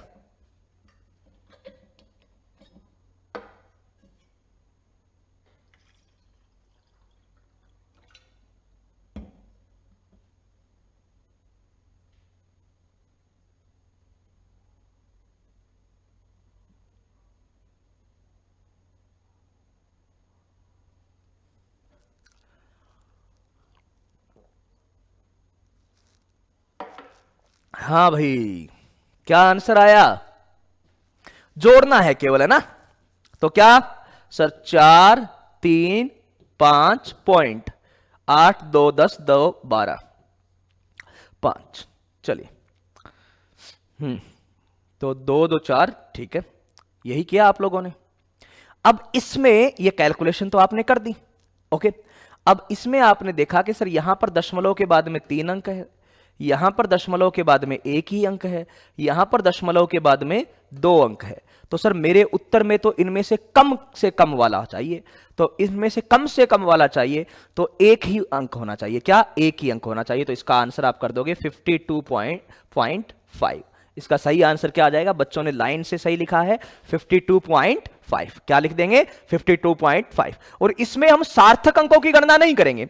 इसमें हमारा रूल क्या है? दशमलव के बाद के अंक देख रहे हैं, इसमें दशमलव के बाद के अंक देखे जा रहे हैं, इसमें हम सार्थक अंकों की गणना नहीं करेंगे ना। सिंपल सी बात है कि इसमें सर सार्थक अंक नहीं है, हम लोग दशमलव के बाद के अंक देख रहे हैं, तो 52.5 सीधा सा आंसर आ गया।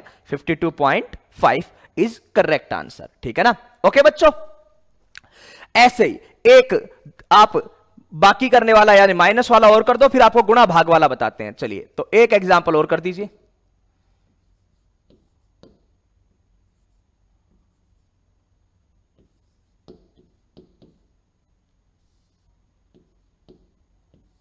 कर दो माइनस,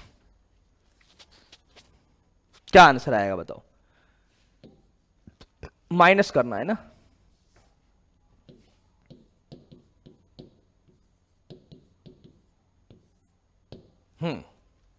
आंसर बताना है इनमें। ठीक है ना? सीधा सा समझ के, कोई दिक्कत नहीं है। पहले जैसे जोड़ते हो घटाते हो वैसे कर लो। ओके, और इसके आगे ये दोनों एग्जाम्पल आपके सामने हैं, ऐसा और ऐसा, ये दोनों एग्जाम्पल आपके सामने हैं। ठीक है ना? चलिए, हाँ भाई, सीधा सा करना है। जैसे जोड़ते हो जोड़ दो, जैसे घटाते हो घटा दो। तो सर जैसे जोड़ते हैं जोड़ देंगे, जैसे घटाते हैं घटा देंगे। तो यहां पे किया 5, इसमें से 12 में से 7 गया, 5, ये कितना आ गया? 3, 3। तो यहां पर आपके पास बच गया, यही आया 33.55। सिंपल सा सुन लो। फिर क्या करेंगे कि उसके बाद में अगर हम लोगों ने देखा कि सर दशमलव के बाद में यहां पर 2 अंक है, दशमलव के बाद में यहां पर 1 अंक है, यहां पर 2 अंक है और यहां पर 1 अंक है। दशमलव के बाद में एक जगह 2 अंक है और एक जगह कितने हैं? 1 अंक है। तो हमने चेक किया कि सर हमारे आंसर में केवल एक ही अंक आना चाहिए। क्या आना चाहिए? एक ही अंक आना चाहिए। तो ठीक है भाई, हमने क्या कर दिया? इसका 33.6 आंसर कर दिया। ये बताओ क्यों किया? इसका आंसर 33.5 नहीं 33.6 होगा। ये क्यों होगा बताओ? ये है आपका राउंड ऑफ करने का तरीका।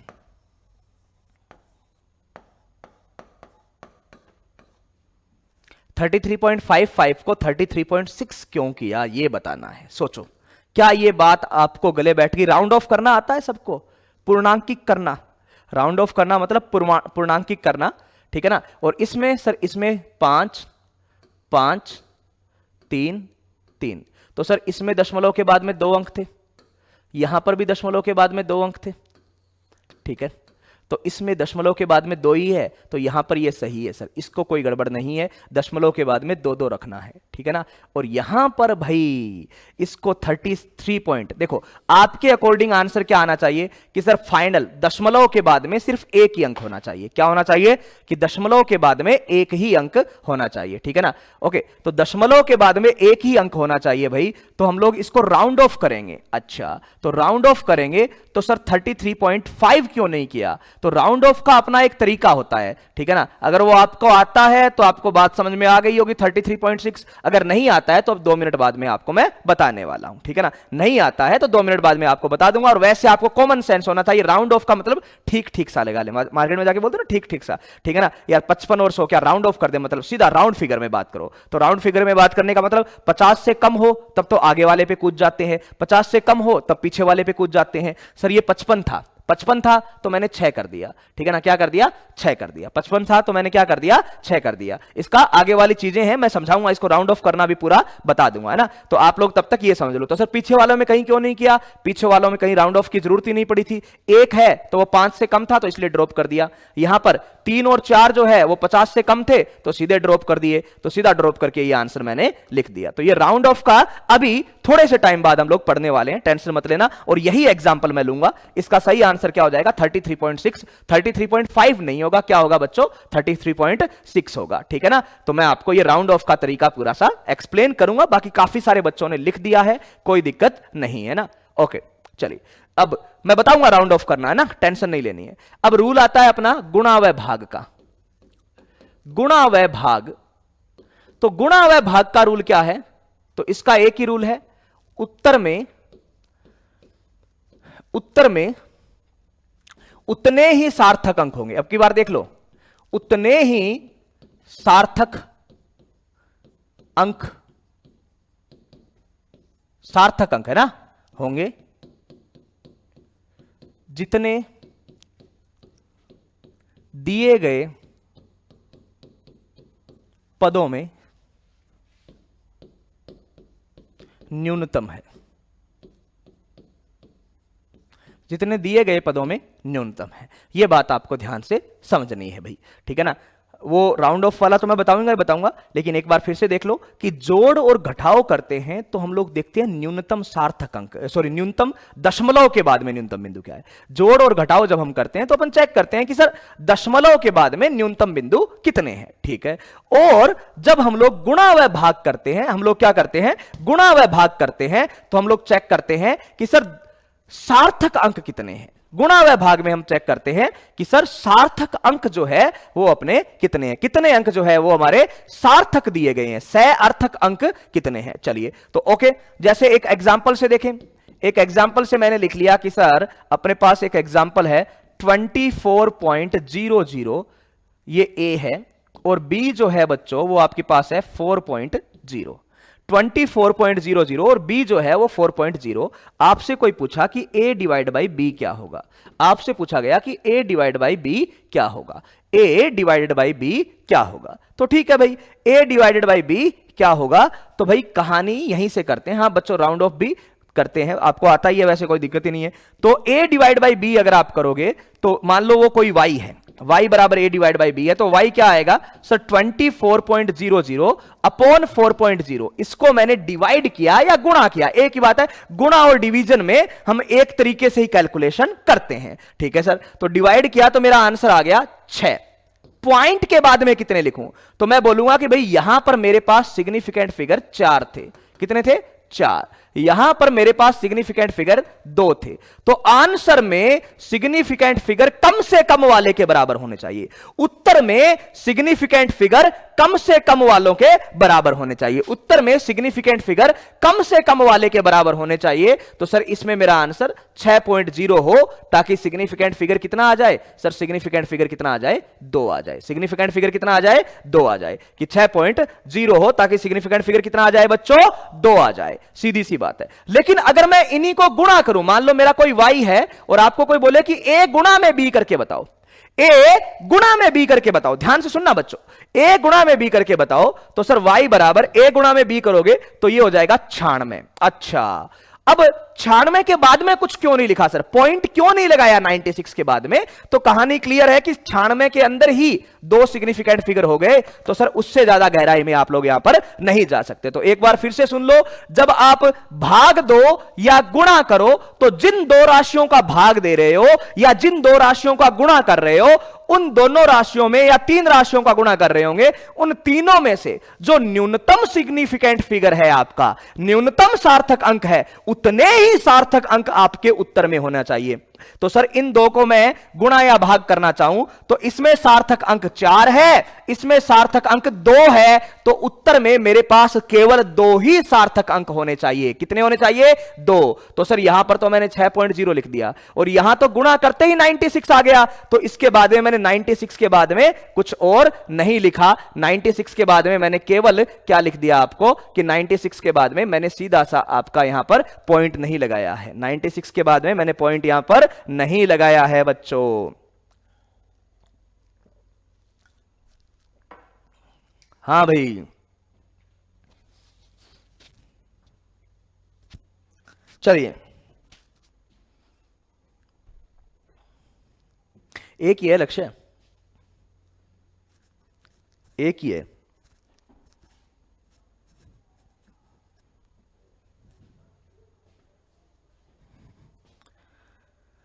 हाँ भाई क्लियर है, ओके। एक एग्जांपल आप करके बता दो, जैसे आपने लिख दिया एक घन की भुजा, चलो वो घन का द्रव्यमान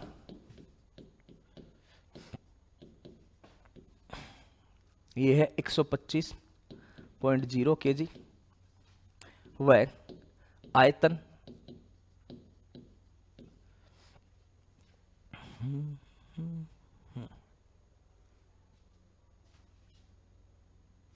आयतन 5.0 मीटर क्यूब है तो घनत्व ज्ञात करो। बताइए भाई, घनत्व बताइए क्या आएगा, घनत्व जल्दी से, बस जल्दी से बता दीजिए, घनत्व ज्ञात करो, है ना।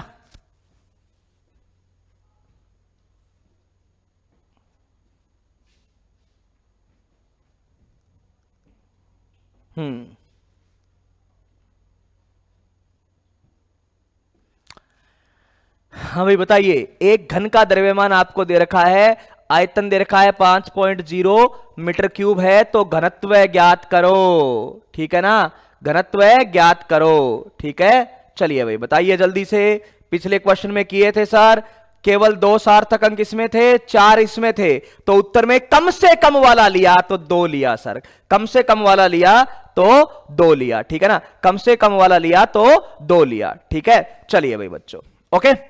हाँ, कई बार ऐसा हो जाता है, देखो गुणा जब करते हो ना, कई बार गुणा में ऐसा हो जाता है कि जो अंतिम उत्तर आता है ना, वो फिर आपका सार्थक अंक में सेट भी नहीं बैठता है ना। जैसे मान लो कि आपने कुछ इतनी छोटी क्वांटिटी से मल्टीप्लाई कर दिया, तो मेजरमेंट की बात है ना। मैं आपको बता दूं कि आपने अपनी मर्जी से, जैसे आप लोग ये लिख लो कि सर 44.00 को आप केवल मुझे 3.0 से मल्टीप्लाई करके बताओ। सुनो, ऐसा भी एग्जाम्पल दिमाग में आ जाए, ठीक है ना, कि सर मुझे इसमें 3.0 से मल्टीप्लाई करके बताओ। ओके, तो 3.0 से मल्टीप्लाई करके बताओ, तो उसमें क्या होगा, जैसे मैं एक एग्जांपल लूंगा, अभी आपको आगे ही सिखाता हूं, एक एग्जांपल लूंगा और बहुत शानदार सी चीज है। ओके, तो चलिए बताते हैं, बात करते हैं यहां पे कि इसका जो आंसर है वो क्या आएगा। तो सर घनत्व जो होता है वो आता है 125.0 अपॉन 5.0, भाग दे दिया, आंसर आ गया सर 25। अच्छा, इसमें कितने सिग्निफिकेंट फिगर है, तो सर इसमें सिग्निफिकेंट फिगर है 4।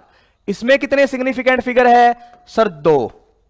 कितने हैं 2, तो उत्तर में भी आपके कितने होने चाहिए, 2 ही सिग्निफिकेंट फिगर होने चाहिए, और आंसर आ गया केजी पर मीटर क्यूब। क्या आ गया, केजी पर मीटर क्यूब। 2 ही सिग्निफिकेंट फिगर हो गए और आंसर आ गया केजी पर मीटर क्यूब। क्या आ गया, 25 केजी पर मीटर क्यूब, ठीक है ना, सीधा सा आंसर आ गया 25 केजी पर मीटर क्यूब। लेकिन कई बार चीजें कुछ अलग टाइप की होती है, मैं आपको बताता हूं कि क्या करना है। इसमें तो 2 आ गया। अच्छा, एक एग्जाम्पल आप लोग ऐसा मान लो कि आपको यह दे रखा है, देखिए सिंपल सा समझिएगा, एक घन की एक भुजा का क्षेत्रफल, एक घन की एक भुजा का क्षेत्रफल, एक घन की एक भुजा का जो क्षेत्रफल है, एक घन की एक भुजा का क्षेत्रफल 25.0 मीटर स्क्वायर है, तो इसका कुल क्षेत्रफल ज्ञात करो।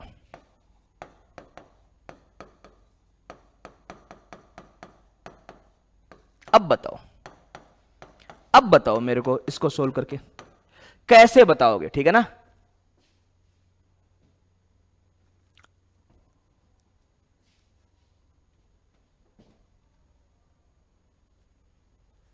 ठीक है ना, यही तो बात मैं यहां पे बताना चाह रहा हूं कि जैसे मान लो, अब कुछ लोगों को ये डाउट आ रहा था ना, जैसे 125.0 है लेकिन नीचे मैं सिर्फ 5 से भाग दूं तो क्या होगा, तो इन्हीं चीजों के बारे में मैं आपको कुछ बताना चाह रहा हूं, ठीक है ना। तो यहां पर इसका आंसर क्या होगा, क्या आंसर आप लोग लोगे, ये आपको बताना है भाई, जल्दी से बताइए क्या रहेगा इसका आंसर। हाँ बताइए क्या करोगे। तो सबसे पहली बात, एक घन की एक भुजा का क्षेत्रफल कितना है 25.0, तो इसका कुल क्षेत्रफल ज्ञात करो। तो आपके दिमाग में यह आया कि सर एक भुजा का क्षेत्रफल जो है वो मेरे को दे रखा है 25.0। ओके, तो कुल क्षेत्रफल, कुल का मतलब क्या हो गया सर, कुल क्षेत्रफल का मतलब मेरे पास हो गया इसको 6 से गुणा करना। क्या करना, 6 से गुणा करना, यानी 6 गुणा में 25.0, 6 गुणा में 25.0 मीटर स्क्वायर। अच्छा, अब आपके दिमाग में यह आ जाता है, ठीक है ना, कि आपको एक भुजा का क्षेत्रफल दे रखा है तो इसका कुल क्षेत्रफल, तो एक भुजा का क्षेत्रफल, एक भुजा का क्षेत्रफल आ गया, तो घन की तो 6 की 6 जो भुजा है वो बराबर ही होती है, ठीक है। घन की जो 6 की 6 भुजा है वो तो क्या होती है, बराबर होती है। तो एक का क्षेत्रफल इतना है तो 6 का क्षेत्रफल इतना ही आएगा, बिल्कुल। तो अब आपके दिमाग में आता है सर मैं यहां पे गुणा कर रहा हूं, एक तो 6 है और एक 25.0 है, इनको गुणा करूं, सुनना ध्यान से, तो सर मैं अगर इनको गुणा करूं तो मेरा आ गया 150। एटलीस्ट सर 150 तो मेरे पास पहले ही आ गया। अब सर इसमें 3 सिग्निफिकेंट फिगर है, इसमें 1 सिग्निफिकेंट फिगर है, तो मेरे उत्तर में तो 1 ही होना चाहिए। तो यहां पर 3 कैसे आ रहे हैं सर? यहां पे मैं क्या उत्तर दूं ये बताओ मुझे।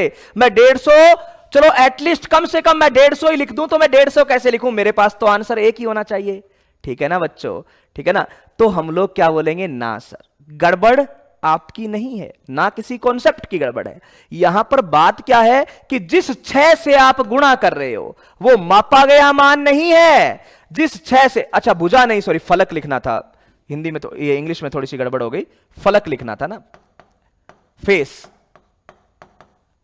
भुजा नहीं फेस लिखना था ना, इसलिए अच्छा, इसलिए बच्चे आंसर नहीं दे पा रहे थे। चलिए अब समझ लीजिए कि एक घन के एक फेस का क्षेत्रफल, एक फलक का क्षेत्रफल, एक फलक का क्षेत्रफल जो है वो 25 मीटर स्क्वायर है। तो इसका कुल क्षेत्रफल कितना होगा, यानी 6 के 6 फलक का क्षेत्रफल कितना होगा? तो 6 से मैंने गुणा किया तो 25 इंटू 6 यानी 150 आ गया अपने पास मीटर स्क्वायर, यही आया। तो अब मेरे दिमाग में आ रहा है कि यार सर अब क्या करें?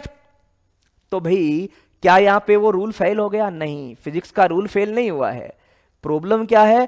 आप बोल रहे हो ना कि इस 6 में 1 सिग्निफिकेंट फिगर है। नहीं, उस तरीके से देखा जाए तो इस 6 में कितने हो गए? उस 6 में 1 सिग्निफिकेंट फिगर नहीं है, इस 6 में तो बहुत सिग्निफिकेंट फिगर है। जितने आप मानना चाहो उतने मान लो। क्यों? क्यों भाई? क्योंकि कहानी क्लियर है, ये 6 किसी ने मापा नहीं है, ये गिना है कि एक घन होता है, उसकी 6 भुजाएं होती है, तो ये गिना गया है और गिनी गई चीज में त्रुटि नहीं होती है बच्चों। इसलिए इसके सिग्निफिकेंट फिगर तो काउंट ही नहीं करेंगे, उत्तर में उतने ही सिग्निफिकेंट फिगर देंगे जितने इसके खुद के पास है। उत्तर में उतने ही सिग्निफिकेंट फिगर देंगे जितने इसके खुद के पास है। अच्छा सर, तो सर अब बताओ इसको क्या लिखूं? यहां पर तो 3 सिग्निफिकेंट फिगर थे, अगर मैं 150 लिख दूं तो सिग्निफिकेंट फिगर 2 हुए, और अगर 150.0 लिख दूं तो सिग्निफिकेंट फिगर 4 हो गए। 150 लिख दूं तो सिग्निफिकेंट फिगर 2 हुए, और 150.0 लिख दूं तो सर सिग्निफिकेंट 4 हो जाएंगे। अब बताओ क्या गड़बड़ है? अगर मैं ये लिख दूं तो सिग्निफिकेंट फिगर 4 हो गए, और केवल 150 मीटर लिखूं तो सिग्निफिकेंट फिगर मेरे पास 2 ही हुए। तो आंसर कैसे करूं बताओ? अरे एक फलक का दे रखा है क्षेत्रफल, तो कुल क्षेत्रफल यानी 6 फलक का क्षेत्रफल, तो 6 फलक का क्षेत्रफल क्या हो गया सर? 6 गुणा में इतना, 6 गुणा में इतना। तो भाई यहां पर सिग्निफिकेंट फिगर 3 थे, इनका तो बहुत ज्यादा है, तो उत्तर में 3 ही होने चाहिए। लेकिन सर 3 में भी मेरे साथ गड़बड़ हो रही है, मैं क्या आंसर दूं यहां पर? 3 में क्या आंसर दूं? अगर मैं केवल 150 लिख दूं तो सिग्निफिकेंट फिगर 2 आ रहे हैं, और अगर 150 के बाद में 0.0 लगा दूं तो सिग्निफिकेंट फिगर 4 आ गए। तो सर मैं क्या करूं? यहां पर क्या आंसर आना चाहिए? तो आप लोग क्या करोगे कि सर इसका आंसर मैं ऐसे लिखूंगा, क्या 15.0 इंटू 10 की घात 1 मीटर स्क्वायर। इसका आंसर ये होगा 15.0 इंटू 10 की घात 1 मीटर स्क्वायर। 15.0 इंटू 10 की घात 1 मीटर स्क्वायर, ये आपका करेक्ट आंसर होगा बच्चों। बिल्कुल बच्चों ने बताया है।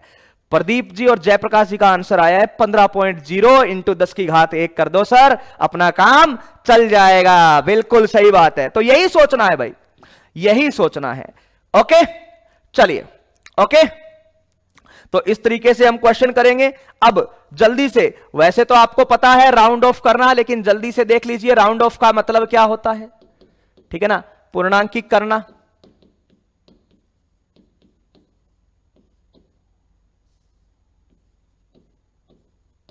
यानी पॉइंट वाली चीजों को सीधा सा करना, पूर्णांकित करना। ओके तो चलिए भाई बच्चों, हम लोग यहां से देखते हैं पूर्णांकित करने का। मैं नियम नहीं बताऊंगा, इसको मैं एग्जाम्पल से ही बता दूंगा बच्चों, है ना? इसको अपन एग्जाम्पल से ही करेंगे, है ना? ओके तो पहला, जैसे मैंने बात की कि पूर्णांकित करने का मतलब क्या है, उदाहरण से ही बात करें कि अगर बोला जाए दशमलव के बाद में, दशमलव के बाद 2 अंकों तक राउंड ऑफ करो। क्वेश्चन ये दे दिया कि दशमलव के बाद में केवल मुझे 2 अंक चाहिए, दशमलव के बाद में मुझे केवल 2 अंक चाहिए, अगर 3 दे रखे हैं तो उनको राउंड ऑफ कर दो। ठीक है, 3 दे रखे हैं तो उसके राउंड ऑफ कर दो। चलिए ठीक है, तो हम लोग क्या करेंगे कि सर जैसे उदाहरण की बात की कि 42.246, 42.243, 42.245, 42.265, ठीक है ना। तो इस तरीके से, और 42.255 और यहां पे 7।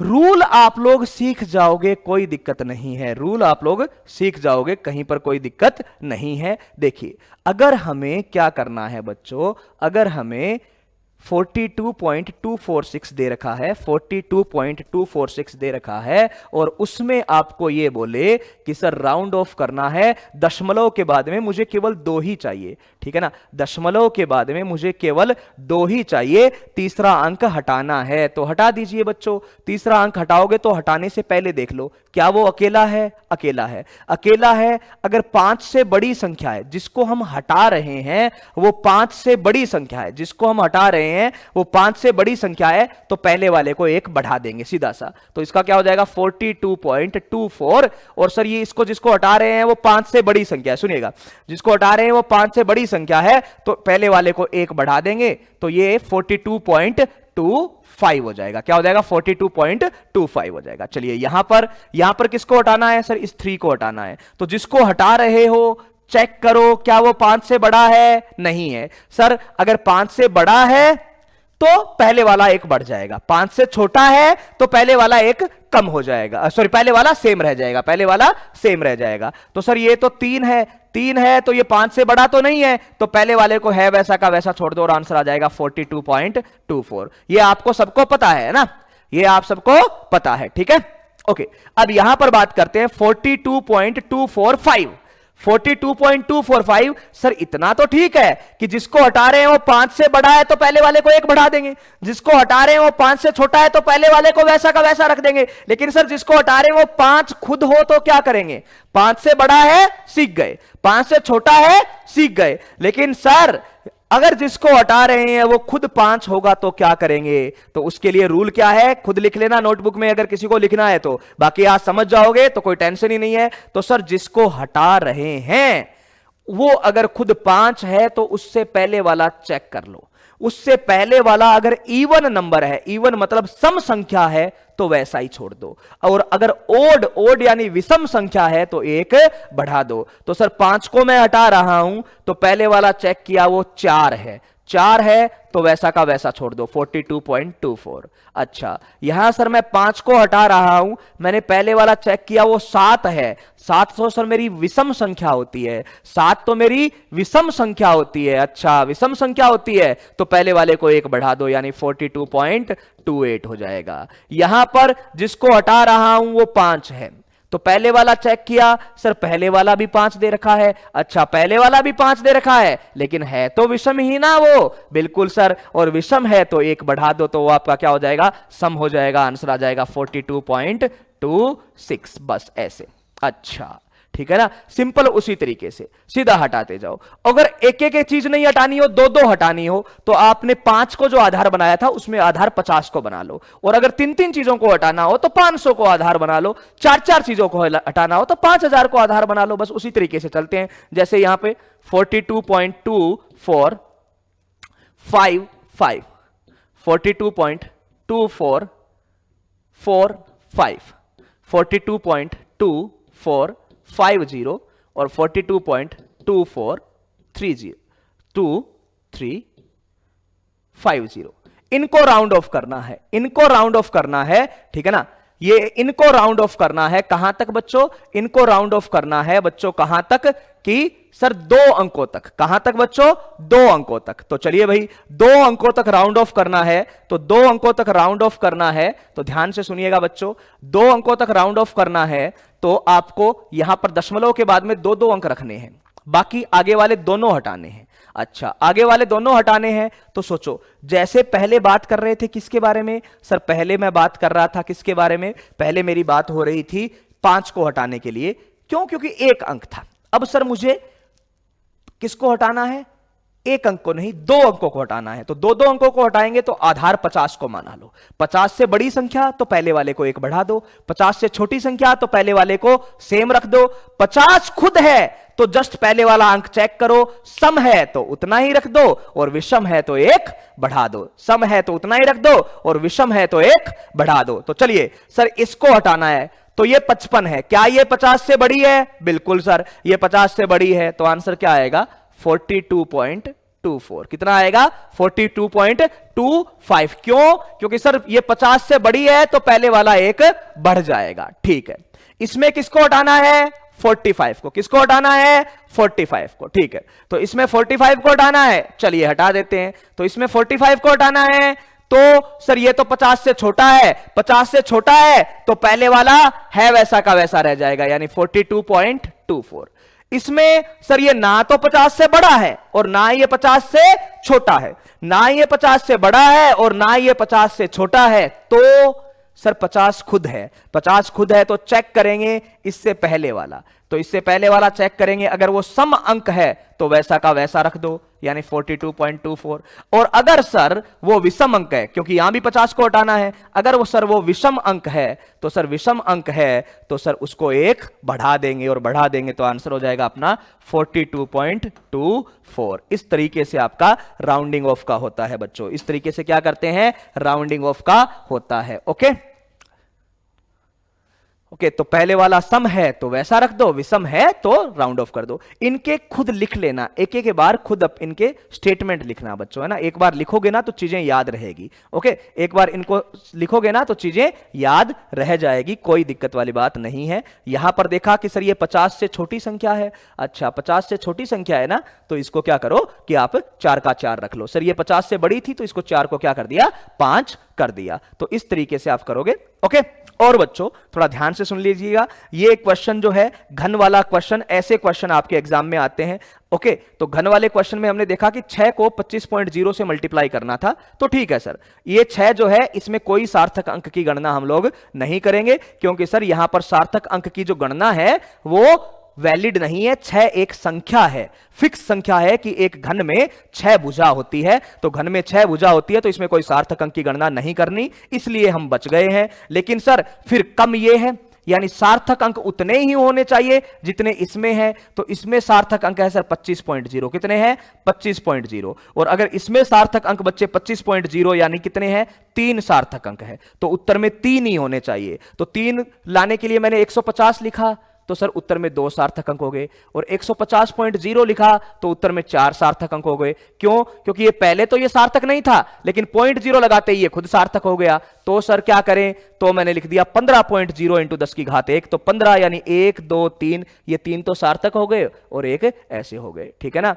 हाँ बिल्कुल भाई, इनके एक बार आप दिल से, कुछ नहीं है सार्थक अंक, एरर और राउंडिंग ऑफ कुछ भी नहीं है। सार्थक अंक, एरर और राउंडिंग ऑफ आप चाहो तो एक मतलब आप इनको पूरे को समेट कर एक पेज पर लिख सकते हो। सारी चीजें आप अपने हिसाब से खुद के नोट्स बनाओगे ना, एक हाईएस्ट 2 पेज पर ये सारी चीजें लिखकर आप समझ जाओगे। ठीक है ना? तो हाईएस्ट ये, और इसके अशित यादव भाई प्रीवियस ईयर क्वेश्चन जरूर लेंगे, तो प्रीवियस ईयर क्वेश्चन में ये प्रॉब्लम आ जाएगी। 2020 वाली जो है प्रीवियस ईयर की पीवाईक्यू लेंगे अपन, तो वहां पे आपको आ जाएगी, टेंशन लेने की कोई जरूरत नहीं है ना। तो चलिए हम लोगों को ये सबको शॉर्ट नोट्स बना लो। कल मैं आपको स्क्रू गेज और वर्नियर कैलिपर पढ़ाऊंगा बच्चों, तो स्क्रू गेज और वर्नियर कैलिपर के लिए तैयार रहना और इनके सबको शॉर्ट नोट्स बना लेने हैं। और प्रीवियस ईयर के क्वेश्चन में वापस मैं बता दूंगा कि देखो कैसे कैसे क्वेश्चन आए हुए हैं राउंडिंग ऑफ वगैरह के। ओके ठीक है, चलिए ठीक है, तो आज की इस क्लास में इतना ही। जुड़े रहिए उत्कर्ष क्लासेस से। Thank you.